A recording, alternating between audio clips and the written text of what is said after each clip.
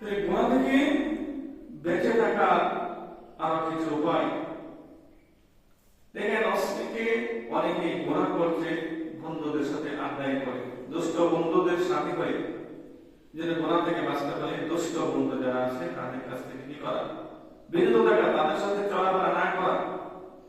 অনেক যুবক আছে, অনেক ছেলেরা আছে যে সে ভদ্র ছিল, ভালো ছিল, ইয়াবা, নেশা, ফ্রেন্ডের ফেন্সিডিল, মদ ইত্যাদির সাথে সে জড়িত ছিল, কিন্তু বন্ধুদের পাল্লায় পড়ে, বন্ধুদের আড্ডায় পড়ে দেখা যাচ্ছে সে এখন নেশা করে হয়ে গেছে, ইয়াবা করে হয়ে গেছে, ফেন্সিডিল খাচ্ছে, মাদার সেবন করতেছে। এই জন্য আবু দাউদ শরীফের 4833 নম্বর হাদিস রাসূলুল্লাহ সাল্লাল্লাহু আলাইহি ওয়াসাল্লাম বলেন, আল মারউ আলা দীনি খলিলিহি ফালইয়ানজুর আহাদুকুম মাইয়াখাল। রাসূলুল্লাহ সাল্লাল্লাহু আলাইহি ওয়াসাল্লাম বলেন, বন্ধু নির্বাচনের ক্ষেত্রে কি দৃষ্টি দিতে হবে, যার সাথে তুমি চলতেছে সে কি ভালো কিনা, ভদ্র কিনা না খারাপ। কারণ ভালোদের সাথে চললে ভালো হওয়া যায়, খারাপদের সাথে চললে খারাপই হয়। আল্লামা শেখ সাদি রাহমাতুল্লাহ আলাইহি বলেন, সুহবতে সালেহ তোরা সালেহ কুলাদ, সুহবতে তালেহ তোরা তালেহ কুলাদ, সুহবতে বায়েক জামানা আউলিয়া, বেহতর সুদ সালেহ তু আদবিয়া। এজন্য আল্লামা কবি শেখ সাদি রাহমাতুল্লাহ আলাইহি বলেন, সুহবতে সালেহ তোরা সালেহ কুলাদ, ভালোদের সাথে চললে, আল্লাহ ওয়ালাদের সাথে চললে, আল্লাহ ওয়ালাদের সুহবতে থাকলে ভালো হওয়া যায়, আর খারাপদের সুহবতে থাকলে খারাপ হয়। ভালোদের সুহবতে থাকলে যে নামাজ পড়ে না সে নামাজি হয়, যে খারাপ ছিল সে খারাপ থেকে ভালো হয়, আবার খারাপদের সাথে চললে ভালো থেকে অনেক খারাপ হয়ে যায়। এই জন্য বন্ধু নির্বাচনের ক্ষেত্রে ভালো বন্ধুদের সাথে চলাফেরা করা, ভালো লোকের সাথে সংমিশ্রিত হওয়া, খারাপদের থেকে দূরে থাকা। তবে খারাপদেরকে ভালোর পথে আনার করে চেষ্টা করতে হবে, খারাপদেরকে ভালোর পথে আনার জন্য চেষ্টা করতে হবে। গুনাহ থেকে বাঁচার আরেকটি উপায় হলো মৃত্যুর কথা স্মরণ করা। হঠাৎ করে যখন আপনার মৃত্যু চলে আসবে, আপনার অবস্থা কি হবে? যারা নাকি দুনিয়ার জগতে ইবাদত বন্দেগী ভালোভাবে করে যায় না, আল্লাহ তাআলার হুকুম আহকাম বিধিবিধান পালন করে নাই, তারা মৃত্যুর পর আবার আল্লাহর কাছে দুনিয়াতে আসার জন্য চায় যে আল্লাহ আমাকে আরেকটু সুযোগ দেন, আমি দুনিয়াতে গিয়ে আপনার ইবাদত বন্দেগী করব, ভালো কাজ করব। পবিত্র কোরআনুল কারীমের সূরাতুল মুনাফিকুনের 11 নম্বর আয়াতে আল্লাহ বলেন, ওয়া আনফিকু মিম্মা রাযাকনাকুম মিন ক্বাবলি আন ইয়াতিয়া আহাদাকুমুল মাউত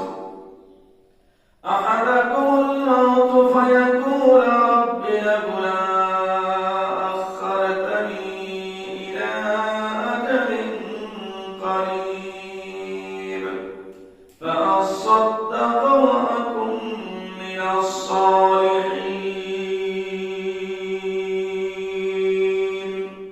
আল্লাহ তাআলা বলেন, দুনিয়ার জগতে যারা তাদের প্রদত্ত রিজিক হইতে আল্লাহর রাস্তায় দান খয়রাত করে নাই, যারা নাকি মৃত্যুর আগে ইবাদত বন্দেগী করে নাই, আল্লাহ তাআলার হুকুম আহকামকে সঠিকভাবে পালন করে নাই, তাদের যখন মৃত্যু চলে আসবে, মৃত্যু হবে, তারা আবার বলবে আল্লাহর কাছে, হে রব, হে আমার প্রভু, আমাকে আপনি একটু সুযোগ দেন, আমাকে একটু সুযোগ দেন দুনিয়াতে, আবার আমি দুনিয়া থেকে আপনার ইবাদত বন্দেগী করব, আপনার হুকুম আহকাম পালন করব, নিষেধ থেকে বিরত থাকব। কিন্তু সেই সুযোগ আর পাবে না, সেই সুযোগ আর দেওয়া হবে না। এই জন্য ভাই, দুনিয়া থাকা অবস্থায় মৃত্যুর পূর্বেই গুনাহ থেকে বাঁচতে হবে, মৃত্যুর পূর্বে আল্লাহর হুকুম আহকাম বিধিবিধান পালন করতে হবে। গুনাহ থেকে বাঁচার একটি উপায় হলো মাঝে মাঝে কবর জিয়ারত করা।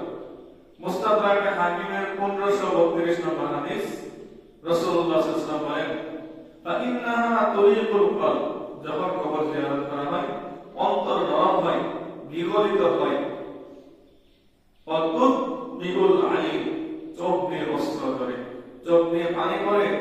কারণ কবরের কাছে গিয়ে যখন আপনি দেখবেন যে কবর জীর্ণশীর্ণ হয়ে গেছে, কবর ভেঙে গেছে, কবরের বাঁশগুলো পচে গেছে, কবর ভেঙে পানি জমে গেছে, আপনি চিন্তা করবেন, এই কবরের ব্যক্তি দুনিয়াতে থাকা অবস্থায় কতই শান করেছিল, তাই কতই ধনী ব্যক্তি ছিল, বিশাল অট্টালিকার মালিক ছিল, বাড়ি গাড়ির মালিক ছিল, সে কত দামি সোফাতে দামি খাটে কি করতো, ঘুমাতো, কিন্তু আজকে সে এই কবরের মধ্যে শুয়ে আছে।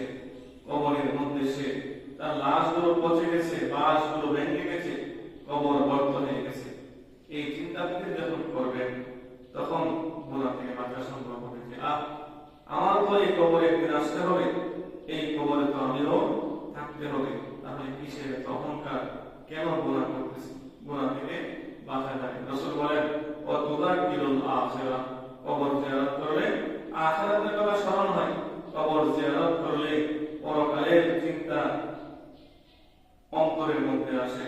কবর জিয়ারত করলে পরকালের চিন্তা যখন আসে তখন গুনাহ থেকে বাঁচা কি হয়, সম্ভব হয়, গুনাহ থেকে বাঁচা যায়। এই জন্য কি করা, কবর জিয়ারত করা। কবর জিয়ারতের মাধ্যমে গুনাহ থেকে বাঁচা সম্ভব। পরকালের কথা চিন্তা আসবে, কিয়ামতের কথা, হাসরের ময়দানের কথা চিন্তা আসবে, যে হাসরের ময়দানে যেদিন আরশের ছায়া ছাড়া কোনো ছায়া থাকবে না, সেদিন উপায় কি হবে? গুনাহ থেকে বাঁচার আরেকটি উপায় হলো স্মরণ করো যে আপনার অঙ্গ পছন্দগুলো আপনার বিরুদ্ধে হাসরের ময়দানে পরকালে আল্লাহর কাছে দাঁড়িয়ে দেবে।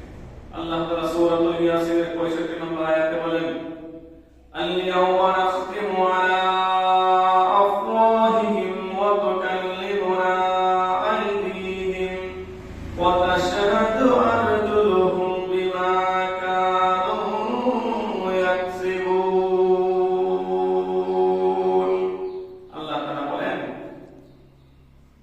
যে হাসরের ময়দানে পরকালে বান্দা জবান আল্লাহ তাআলা বন্ধ করে দেবেন। আল-ইয়াওমা নাখতিমু আলা আফওয়াহিহিম, সে কথা বলতে পারবে না, ওয়া তুকাল্লিমুনা আইদিহিম, কিন্তু তার হাতগুলো সাক্ষী দিবে তার বিরুদ্ধে।